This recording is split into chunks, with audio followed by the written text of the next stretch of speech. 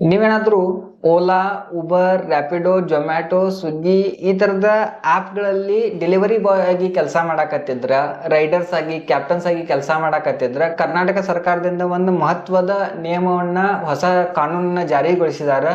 ಇದರಿಂದ ಈ gig workers ಎಕಾನಮಿಗೆ ಬೂಸ್ಟ್ ಆಗ್ತದ, ಗಿಗ್ ವರ್ಕರ್ಸ್ ಒಂದು ಸೋಷಿಯಲ್ ಸೆಕ್ಯೂರಿಟಿ ಸಿಗ್ತದ ಅನ್ನುವಂತ ಹೊಸ ಕಾನೂನು ಬಂದದ. ಇವತ್ತಿನ ವಿಡಿಯೋ ಆ ಟಾಪಿಕ್ ಮೇಲೆ ನಾವು ಮಾತಾಡಕತ್ತೀವಿ. ಎಲ್ಲರಿಗೂ ನಮ್ಮ ಕಾರ್ಯಕ್ರಮಕ್ಕೆ ಸ್ವಾಗತ. ಗಿಗ್ ವರ್ಕರ್ಸ್ ಅಂದ್ರೆ ಯಾರು? ಗಿಗ್ ವರ್ಕರ್ಸ್ ಅಂತಂದ್ರ ಈಗ ಈ ಜಾಬ್ ಒಳಗಡೆ 3 ಟೈಪ್ಸ್ ಬರ್ತಾವ.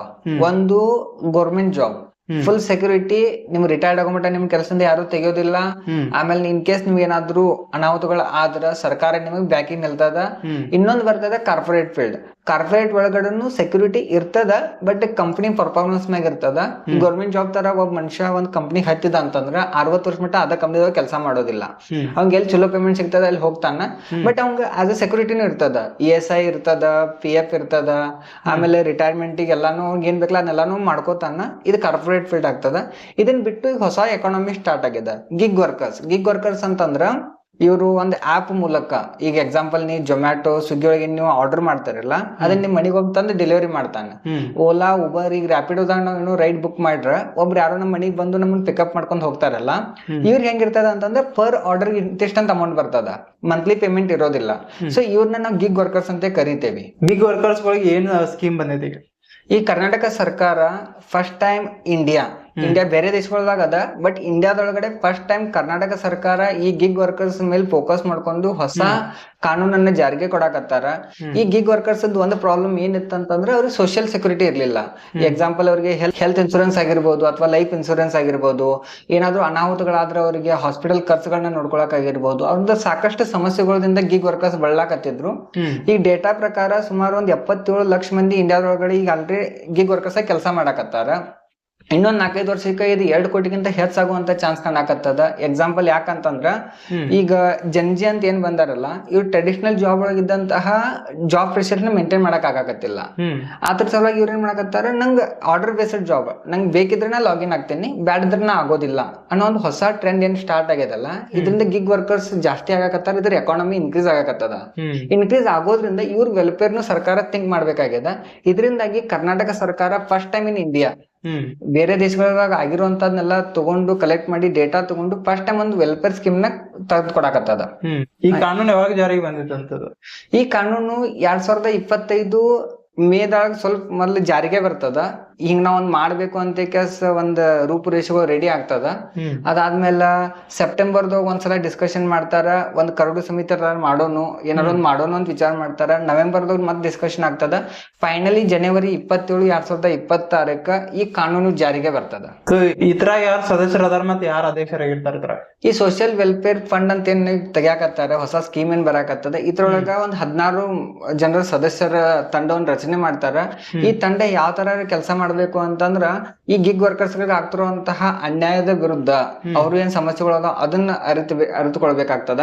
ಅದ್ರ ಜೊತೆ ಕಾನೂನದಿಂದ ನಾವು ಸರ್ಕಾರದಿಂದ ಏನೆಲ್ಲ ಅವ್ರಿಗೆ ಹೆಲ್ಪ್ ಮಾಡಬಹುದು ಅನ್ನೋದನ್ನ ತಿಳ್ಕೊಂಡು ಮಾಡ್ಬೇಕಾಗ್ತದ. ಇದಕ್ಕ ಮುಖ್ಯವಾಗಿ ಈಗ ನಮ್ಮ ಕರ್ನಾಟಕದ ಕಾರ್ಮಿಕ ಸಚಿವ ಸಂತೋಷ್ ಲಾಡ್ ಅವರು ಇದರ ಅಧ್ಯಕ್ಷರಾಗ್ತಾರ. ಇದ್ರ ಜೊತೆ ಸರ್ಕಾರಿ ಅಧಿಕಾರಿಗಳು ಇನ್ವಾಲ್ವ್ ಆಗ್ತಾರ. ಈ ಅಗ್ರಿಗೇಟರ್ಸ್ ಅಂತಂದ್ರೆ ಈ ಓಲಾ, ಉಬರ್, ಜೊಮ್ಯಾಟೊ, ಸ್ವಿಗ್ಗಿ ಇವ್ರೇನ್ ಅಗ್ರಿಗೇಟರ್ಸ್ ಅದಾರಲ್ಲ, ಇವ್ರ ಪ್ರತಿನಿಧಿಗಳು ಇದ್ರೊಳಗೆ ಜಾಯಿನ್ ಆಗ್ತಾರ. ಇದೆಲ್ಲದರ ಜೊತೆ ಈ ಗಿಗ್ ವರ್ಕರ್ಸ್ ಯೂನಿಯನ್ ಏನಿರ್ತದಲ್ಲ, ಅದ್ರ ಪ್ರತಿನಿಧಿಗಳು ಈ ಸದಸ್ಯರ ಭಾಗಿಯಾಗ್ತಾರ. ಇವರೆಲ್ಲರೂ ಸೇರಿ ಒಂದು ನಿಯಮಗಳನ್ನ ರೂಪಿಸ್ತಾರ ಅನಿಸ್ತದ. ಈ ಗಿಗ್ ವರ್ಕರ್ಸ್ ಯೂನಿಯನ್ ಯಾಕೆ ಆಗ್ಬೇಕು ಅವ್ರು? ಅಂದ್ರೆ ಹೆಂಗಿರ್ತದ ಅಂತಂದ್ರೆ, ಈಗ ನಾವು ಏನಾದ್ರು ಸರ್ಕಾರ ಅಷ್ಟೇ ಇನ್ವಾಲ್ವ್ ಆಯ್ತು, ಅಥವಾ ನಾವು ಅಷ್ಟೇ ಸೇರಿ ಒಂದು ಕಾನೂನು ತೆಗೆದು ಅಥವಾ ಒಂದು ಅಗ್ರಿಗೇಟರ್ ಕರ್ಕೊಂಡು ಅಂತಂದ್ರ ನಾವ್ ನಮ್ಮ ಲಾಭವನ್ನು ವಿಚಾರ ಮಾಡ್ತೇವಿ. ಈ ಗಿಗ್ ವರ್ಕರ್ಸ್ ಯೂನಿಯನ್ ಏನ್ ಮಾಡ್ತದ ಅಂದ್ರೆ, ಗಿಗ್ ವರ್ಕರ್ಸ್ ಲಾಭ ನೋಡ್ತದ. ಫಾರ್ ಎಕ್ಸಾಂಪಲ್ ಈಗ 10 ಮಿನಿಟ್ಸ್ ಡೆಲಿವರಿ ಅಂತ ತಂದ್ರು, 10 ಮಿನಿಟ್ಸ್ ಡೆಲಿವರಿ ಅದು ಈ ನಮ್ಮಂತ ಹಳ್ಳಿಗಳಾಗಲ್ಲ, ದೊಡ್ಡ ದೊಡ್ಡ ಮೆಟ್ರೋ ಸಿಟಿ ಒಳಗೆ 10 ಮಿನಿಟ್ಸ್ ಡೆಲಿವರಿ. ಅದ್ರೊಳಗು ದೊಡ್ಡ ದೊಡ್ಡ ಅಪಾರ್ಟ್ಮೆಂಟ್ 20 ಫ್ಲೋರ 30 ಫ್ಲೋರ ಅಪಾರ್ಟ್ಮೆಂಟ್ ಒಳಗಡೆ ಮನುಷ್ಯ 10 ನಿಮಿಷ ಡೆಲಿವರಿ ಮಾಡಕ್ ಆಗೋದಿಲ್ಲ. ಇನ್ನೊಂದು ಟ್ರಾಫಿಕ್ ಸಮಸ್ಯೆ ಇರ್ತದ. ಈ 10 ಮಿನಿಟ್ಸ್ ಡೆಲಿವರಿ ಅನ್ನೋ ಟಾರ್ಗೆಟ್ ದಿಂದ ಏನಾಗ್ಯದ ಅಂತಂದ್ರೆ ಮನುಷ್ಯ ಬಹಳ ಪ್ರೆಷರೈಸ್ ಆಗಾಕತ್ತದ. ಇನ್ನ ಹೆಂಗಾರ ಡೆಲಿವರಿ ಮಾಡ್ಬೇಕು, ಇಲ್ಲ ನಂಗೆ ಪೆನಾಲ್ಟಿ ಬೀಳ್ತೈತೆ ಅನ್ನೋ ಒಂದು ಅಂಜಿಕೆಗೆ ಎಲ್ಲಾದ್ರೂ ಹೋಗಿ ಟ್ರಾಫಿಕ್ ರೂಲ್ಸ್ ವೈಲೇಟ್ ಮಾಡಿ ಅವ್ರ ಪ್ರಾಣಕ್ಕೆ ಏನಾದ್ರು ಹಾನಿ ಆಯ್ತು ಅಂತಂದ್ರೆ ನೋಡೋರ. ಸೊ ಈ ಗಿಗ್ ವರ್ಕರ್ಸ್ ನನ್ನು ಕನ್ಸಿಡರ್ ಮಾಡ್ಕೊಳ್ಬೇಕು, ಅವ್ರ ಸಮಸ್ಯೆಗಳನ್ನ ಈ ಸರ್ಕಾರದ ಮುಂದೆ ಇಡಾಕ ಒಂದು ಯೂನಿಯನ್ ಬೇಕು. ಹೀಗಾಗಿ ಇದೇನು ವೆಲ್ಫೇರ್ ಫಂಡ್ ಒಂದು ಕಮಿಟಿ ತೆಗಿಯಾಕತ್ತಾರ, ಈ ನಿಧಿ ಏನ್ ಸ್ಟಾರ್ಟ್ ಮಾಡ್ತಾರ, ಇದಕ್ಕೆ ಗಿಗ್ ವರ್ಕರ್ಸ್ ಯೂನಿಯನ್ ಬಾಳ ಇಂಪಾರ್ಟೆಂಟ್ ಅದ ಅಂತ ಅನಿಸ್ತದ. ಓಕೆ, ಫಂಡ್ ಎಲ್ಲ ಇದೆಲ್ಲ, ಈಗ ಯಾರು ಅದನ್ನ ಕೊಡ್ತಾರ ರೊಕ್ಕ ಅವ್ರಿಗೆ? ಈಗ ಹೆಂಗಿರ್ತದಂತ, ಒಂದು ಏನೋ ಒಂದು ಸ್ಕೀಮ್ ಸ್ಟಾರ್ಟ್ ಆಯ್ತು ಅಂತಂದ್ರೆ ಸರ್ಕಾರ ರೊಕ್ಕ ಕೊಡ್ಬೇಕು. ಸರ್ಕಾರ ರೊಕ್ಕ ಕೊಡ್ಬೇಕು ಅಂತಂದ್ರೆ ಸರ್ಕಾರಕ್ಕೆ ಎಲ್ಲಿಂದ ಕಡೆಯಿಂದ ರೊಕ್ಕ ಬರ್ಬೇಕಾಗ್ತದ.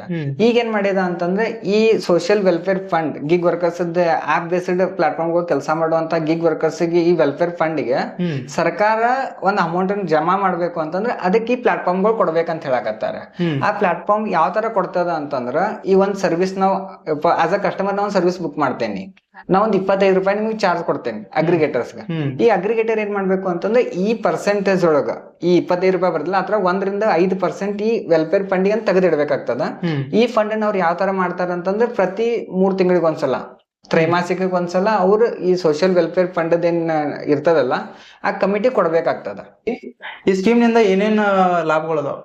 ಈ ಸ್ಕೀಮ್ ದಿಂದ ಗಿಗ್ ವರ್ಕರ್ಸ್ ಆಗುವಂತ ಲಾಭಗಳು ಏನಂತಂದ್ರ, ಅವ್ರಿಗೀಗ ಜಾಬ್ ಸೆಕ್ಯೂರಿಟಿ ಇಲ್ಲ, ಅನ್ಎಂಪ್ಲಾಯ್ಮೆಂಟ್ ತರಾನೇ ಅವ್ರ ಕೆಲಸ ಮಾಡಕತ್ತಾರ, ಅವ್ರಿಗೊಂದ್ ಜಾಬ್ ಸೆಕ್ಯೂರಿಟಿ ಅನ್ನೋ ಸಿಗೋಂಗ್ ಕಾಣ್ತದ. ಆಮೇಲೆ ಅವ್ರಿಗೊಂದು ಐಡೆಂಟಿಟಿ ಸಿಗ್ತದ. ಈಗ ನಾವ್ ರ್ಯಾಪಿಡೋ ಒಳಗ ನಾ ರೈಡರ್ ಅದೇನಿ ಅಥವಾ ಕ್ಯಾಪ್ಟನ್ ಅದೇನಿ ಅಂತಂದ್ರ, ನಾ ಓಲಾದೊಳಗ ಡ್ರೈವ್ ಮಾಡ್ತೇನಿ ಅಂತಂದ್ರ, ಅಥವಾ ನಾ ಸ್ವಿಗ್ಗಿ ಜೊಮ್ಯಾಟೊ ಡೆಲಿವರಿ ಬಾಯ್ ಅದೇನಂದ್ರ ನಂಗೊಂದು ಐಡೆಂಟಿಟಿ ಸಿಗ್ತದ. ಗೌರ್ಮೆಂಟ್ ಒಂದು ಐಡೆಂಟಿ ಕಾರ್ಡ್ ಕೊಟ್ಟಂಗ್ ಮಾಡ್ತದ.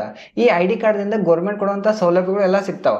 ಎಕ್ಸಾಂಪಲ್, ನಂಗ ಹೆಲ್ತ್ ಇನ್ಶೂರೆನ್ಸ್ ಆಗಿರ್ಬೋದು, ಅಥವಾ ಆಕ್ಸಿಡೆಂಟಲ್ ಕವರ್ ಆಗಿರ್ಬೋದು, ಅಥವಾ ನಾ ಇದೇ ವರ್ಕ್ ಮಾಡಿ ನಾ ರಿಟೈರ್ಡ್ ಆಗ್ತೀನಿ ಅಂತಂದ್ರೆ ನನಗ ರಿಟೈರ್ಡ್ ಆದ್ಮೇಲೆ ಸಿಗುವಂತ ಸೌಲಭ್ಯಗಳಾಗಿರ್ಬೋದು. ಟ್ರೆಡಿಷನಲ್ ಜಾಬ್ ಒಳಗೆ ಏನದಾವ ಆ ತರದ ಸೌಲಭ್ಯಗಳು ಸಿಗದೇ ಇರ್ಬೋದು, ಆದ್ರ ಸ್ವಲ್ಪ ಮಟ್ಟಿಗೆ ಜಾಬ್ ಸೆಕ್ಯೂರಿಟಿನೂ ಸಿಗುತ್ತದ. ಅದ್ರ ಜೊತೆ ಈ ಫಂಡ್ ಏನ್ ಮಾಡ್ತದಲ್ಲ, ಅವ್ರ ಮಕ್ಕಳ ಎಜುಕೇಶನ್ ಆಗಿರ್ಬೋದು, ಮುಂದಿನ ಅವ್ರಿಗೇನಾದ್ರು ಸಮಸ್ಯೆಗಳು ಬಂದಾಗ ಅವ್ರಿಗೆ ಆದಂತ ಒಂದು ಹಾಸ್ಪಿಟಲ್ ವ್ಯವಸ್ಥೆಯನ್ನು ಮಾಡೋದಾಗಿರ್ಬೋದು, ಅಥವಾ ಎಲ್ಲೊಂದ್ ಕಡೆ ಅಪಘಾತಗಳಾಗ್ತಾವ, ಇವನ್ನೆಲ್ಲ ರಿಕವರ್ ಮಾಡಕ್ ಅದಕ್ಕೊಂದು ಫಂಡ್ ಬೇಕಾಗ್ತದ ಸರ್ಕಾರಕ್ಕ. ಅದನ್ನ ಈ ಅಗ್ರಿಗೇಟ್ ಕಡೆಯಿಂದ ತಗೊಂಡು ಈ ಗಿಗ್ ವರ್ಕರ್ಸ್ ಏನದಾರಲ್ಲ ಅವ್ರಿಗೆ ಪಾಸ್ ಮಾಡುವಂತ ಒಂದು ಹೊಸ ಸ್ಕೀಮ್ ಸರ್ಕಾರ ತಂದದ. ಇದು ಬಹಳ ಒಳ್ಳೆ ಸ್ಕೀಮ್ ಅದ ಅಂತ ಕಾಣ್ತದ. ಸರಿ, ಈ ಗಿಗ್ ವರ್ಕರ್ಸ್ ಗಳಿಗೆ ಇವೆಲ್ಲ ಸೌಲಭ್ಯ ಪಡಿಬೇಕಂದ್ರ ಅವ್ರು ಏನ್ ಮಾಡ್ಬೇಕು? ಗಿಗ್ ವರ್ಕರ್ಸ್ ಈ ಸೌಲಭ್ಯ ಪಡಿಬೇಕು ಅಂತಂದ್ರೆ ಫಸ್ಟ್ ಆಫ್ ಆಲ್ ಅವ್ರು ರಿಜಿಸ್ಟ್ರೇಷನ್ ಮಾಡ್ಕೋಬೇಕಾಗ್ತದ. ಈ ಎಕ್ಸಾಂಪಲ್, ಈಗ ನಾ ಓಲಾದೊಳಗ ಡ್ರೈವರ್ ಅದೇನಿ, ಅಥವಾ ನಾ ಜೊಮ್ಯಾಟೋದ್ನ ಡೆಲಿವರಿ ಮಾಡ್ತೇನಿ, ನಾ ಡೈರೆಕ್ಟ್ ನಂಗೆ ಏನೋ ಒಂದ್ ಆಗ್ಯದ ನಾ ಸರ್ಕಾರ ಕಡೆ ಹೋದ್ರ, ನಾ ಇಲ್ಲಿ ಕೆಲಸ ಮಾಡ್ತೇನೆ, ಸರ್ಕಾರಕ್ಕೆ ಹೆಂಗ್ ಗೊತ್ತಾಗ್ಬೇಕು? ಸರ್ಕಾರ ಗೊತ್ತಿರ್ಬೇಕಂತಂದ್ರೆ ನಾ ಏನೋ ಒಂದು ರಿಜಿಸ್ಟ್ರೇಷನ್ ಮಾಡ್ಕೋಬೇಕು. ಈ ರಿಜಿಸ್ಟ್ರೇಷನ್ ಪೋರ್ಟಲ್ ಇನ್ನೊಂದ್ ಸ್ವಲ್ಪ ದಿನದೊಳಗ ಸರ್ಕಾರ ಓಪನ್ ಮಾಡ್ತದ. ಇದ್ರ ಜೊತೆ ಈ ಅಗ್ರಿಗೇಟರ್ಸ್ ಏನದಾರಲ್ಲ ಅವ್ರು ಹೇಳ್ಬೇಕು, ಈಗ ಈ XYZ ಪರ್ಸನ್ ನನ್ನ ಕಡೆ ಕೆಲಸ ಮಾಡಾಕತ್ತಾನ, ಈ ಒಂದು ಡಾಕ್ಯುಮೆಂಟ್ ಇದದ, ಒಂದು ಅರ್ನಿಂಗ್ ಇಷ್ಟದ ಅಂತ ಈ ಅಗ್ರಿಗೇಟರ್ಸ್ ಗಳು ಈ ಪ್ಲಾಟ್ಫಾರ್ಮ್ ಒಳಗೆ ರಿಜಿಸ್ಟರ್ ಆಗ್ಬೇಕು. ಅಲ್ಲಿಂದ ಈ ಮನುಷ್ಯನು ಕೆಲಸ ಮಾಡ್ತಾನಂತ ರಿಜಿಸ್ಟರ್ ಆಗ್ಬೇಕು. ಇವ್ರದ್ದು ನಡುವೆ ಒಂದು ಟ್ರಾನ್ಸಾಕ್ಷನ್ ಏನ್ ಆಗ್ತದಲ್ಲ, ಈ ಒಂದ್ ಪರ್ ಟ್ರಾನ್ಸಾಕ್ಷನ್ ಇಂತಿಷ್ಟು ಅಮೌಂಟ್ ಅಂತ ಈ ವೆಲ್ಫೇರ್ ಫಂಡಿಗೆ ಈ ಅಗ್ರಿಗೇಟರ್ಸ್ ಗಳು ಕೊಡ್ಬೇಕು. ಇದಕ್ಕೊಂದ್ 45 ದಿನಗಳ ಅವಕಾಶ, ಒಂದ್ 30 ದಿನಗಳ ಅವಕಾಶ ಸರ್ಕಾರ ಕೊಡ್ತದ. ಕೊಟ್ಮೇಲೆ ಏನಾಗ್ತದ ಅಂತಂದ್ರ ಇದೆಲ್ಲ ಸ್ಕೀಮ್ಗೆ ಅವ್ರು ಅವೈಲೇಬಲ್ ಆಗ್ತಾರ. ಇನ್ನೊಂದ್ ಏನಾಗ್ತದ ಅಂತಂದ್ರೆ ಕೆಲವೊಂದ್ ಜನ ರಿಜಿಸ್ಟರ್ ಆಗೋದಿಲ್ಲ ಅಂತಾರ. ಈಗ ನಮಗೂ ಗೊತ್ತದ ಸಾಕಷ್ಟು ಕಾನೂನುಗಳು ಅದಾವ, ನಾವು ಪಾಲನೆ ಮಾಡೋದಿಲ್ಲ. ಈಗ ಮುಂದೆ ಹೆಂಗಾಗ್ತದ ಅಂತ, ನಾ ಯಾಕೆ ರಿಜಿಸ್ಟರ್ ಆಗ್ಬೇಕು, ನಾ ಗಿಗ್ ವರ್ಕರ್ ಅಲ್ಲ ಅಂತ ಕೆಲವೊಬ್ರು ಬಿಟ್ಟು ಹೋಗ್ತಾರ. ನಾ ಸಮಸ್ಯೆಗಳು ಬಂದಾಗ ಈ ಸೌಲಭ್ಯಗಳು ಅವ್ರು ಸಿಗೋದಿಲ್ಲ.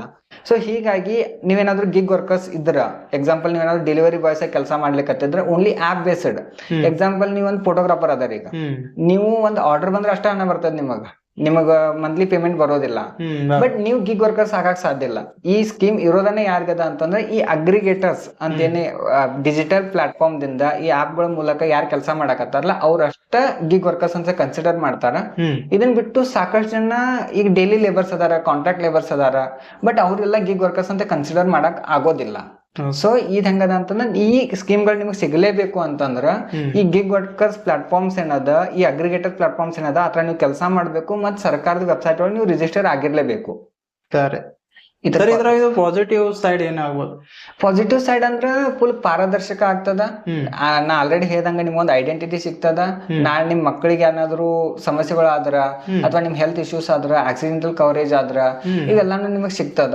ಸೊ ಇದ್ರ ಜೊತೆ ಒಂದು ಐಡೆಂಟಿಟಿ ಸಿಗೋದ್ರಿಂದ ಈಗ ನಾವು ಗಿಗ್ ವರ್ಕರ್ಸ್ ಅನ್ನು ನಾವು ಒಂದು ಪ್ರೊಫೆಷನಲ್ ನಾವು ಕೆಲಸ ಮಾಡಾಕತ್ತೇವಿ, ಸರ್ಕಾರ ನಮಗ್ ಬ್ಯಾಕಿಗೆ ಅದ, ನಾಳೆ ನಮ್ದೇ ಏನಾದ್ರು ಸಮಸ್ಯೆಗಳಾದ್ರ ಎಕ್ಸಾಂಪಲ್ ಈಗ ಇಮಿಡಿಯೇಟ್ ಆಗಿ ಹೆಂಗಾಯ್ತು ಅಂತಂದ್ರೆ ನೀವು ನೋಡಿರ್ಬೋದು, ಜೊಮ್ಯಾಟೊ ಸ್ವಿಗ್ಗಿ ಒಳಗಡೆ ಪರ್ ಆರ್ಡರ್ ಇಷ್ಟೊಂದು ಕೊಡ್ತಿದ್ರು, ಸಡನ್ ಆಗಿ ಅದನ್ನ ಕಡಿಮೆ ಮಾಡ್ಬಿಡ್ತಾರ, ಕೆಲವೊಂದ್ಸಲ ಪ್ರೆಷರೈಸ್ ಮಾಡ್ತಾರ.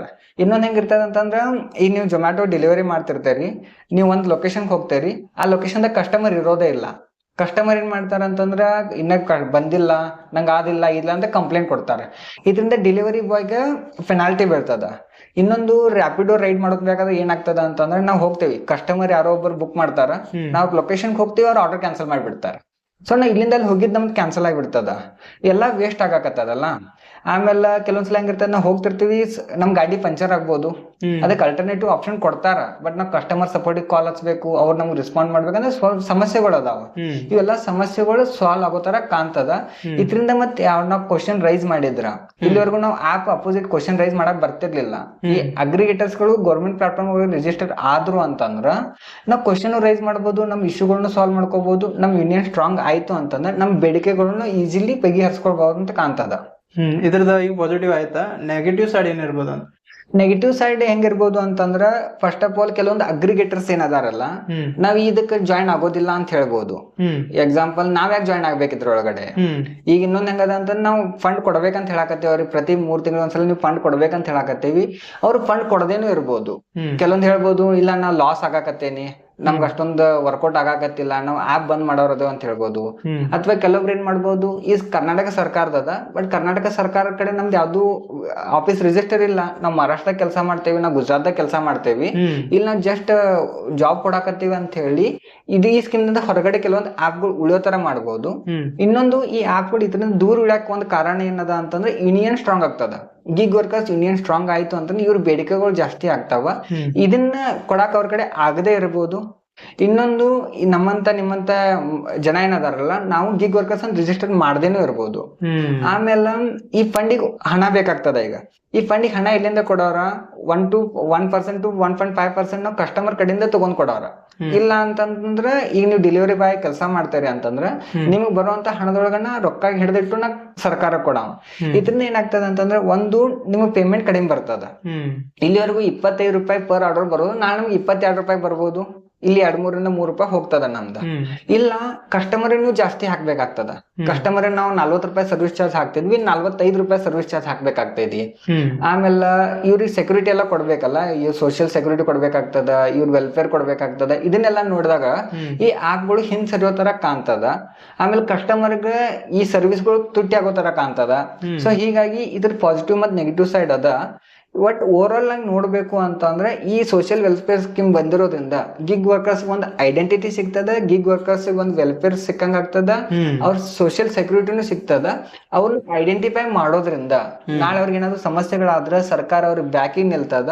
ಮತ್ತು ಈಗ ಯಾವ್ದೋ ಒಂದ್ ಹೆಂಗದ ಅಂತಂದ್ರೆ ನೆಗೆಟಿವ್ ಸೈಡ್ ಅಂತ ಹೆಂಗ್ ಆಗಕತ್ತದ ಅಂತಂದ್ರೆ ಮಾರ್ಕೆಟ್ ಒಳಗಡೆ ನೀವು ಚಲೋ ಕೆಲಸ ಮಾಡ್ತಿರ್ತೀರಿ, ಬಟ್ ಸಡನ್ ಆಗಿ ನಿಮ್ ಆಪ್ ಬ್ಯಾನ್ ಮಾಡ್ಬಿಡ್ತದ. ಯಾವ್ದು ರೀಸನ್ ಇರಂಗಿಲ್ಲ, ಸಡನ್ ಆಗಿ ಅದೇ ರೀಸನ್ ಕೇರ್ ಅವ್ರ ಕಡೆ ಹೇಳಕ್ ಬರೋದಿಲ್ಲ. ನಾಳೆ ಈ ತರ ಏನಾದ್ರು ಆದು ಅಂತಂದ್ರ ಸರ್ಕಾರದ ಕಡೆಯಿಂದ ನಾವು ಅಪೀಲ್ ಮಾಡ್ಬೋದು. ಮತ್ ಯಾವ್ದಾದ್ರು ಮೋಸದ ಕೆಲಸಗಳು ಆಗ್ಲಿಕ್ಕತ್ತಿದ್ರ ಅವ್ರನ್ನ ತಡೆ ಹಿಡಿಯಕ್ಕೂ ಸರ್ಕಾರಕ್ಕೆ ಹೆಲ್ಪ್ ಆಗ್ತದ. ಸೊ ಈ ಹೊಸ ಕಾನೂನು ದೇಶದಲ್ಲೇ ಮೊದಲು ಬಂದದ. ಇದು ಬೇರೆ ದೇಶಗಳೊಳಗ ಈಗ ಪಾಶ್ಚಿಮಾತ್ಯ ದೇಶಗಳು ಏನದಾವಲ್ಲ ಅಲ್ಲೆಲ್ಲ ಇದು ಆಲ್ರೆಡಿ ಇತ್ತು. ಗಿಗ್ ಎಕಾನಮಿ ಇನ್ನೂ ಇಂಪ್ರೂವ್ ಆಗೋದದ. ಸೊ ಬೇರೆ ದೇಶಕ್ಕೆ ಸ್ಪೇನ್ ಆಗಿರ್ಬೋದು, ಬೇರೆ ದೇಶಗಳು ಇರುವಂತ ಸ್ಕೀಮ್ಗಳನ್ನ ಕರ್ನಾಟಕಕ್ಕೆ ತಗೊಂಡ್ ಬರ್ತಾ ಇರೋದು, ದೇಶದಲ್ಲಿ ಮೊದಲ ಬಾರಿಗೆ ನಾವು ತಗೊಂಡ್ ಬರ್ತಾ ಇರೋದು, ಇದು ನಮ್ಗೆ ಹೆಮ್ಮೆ ಅನಿಸ್ತದ. ಸೊ ಇದರಿಂದ ಈ ಗಿಗ್ ವರ್ಕರ್ಸ್ ಲೈಫ್ ಸುಧಾರಣೆ ಆಗೋ ತರ ಕಾಣ್ತದ.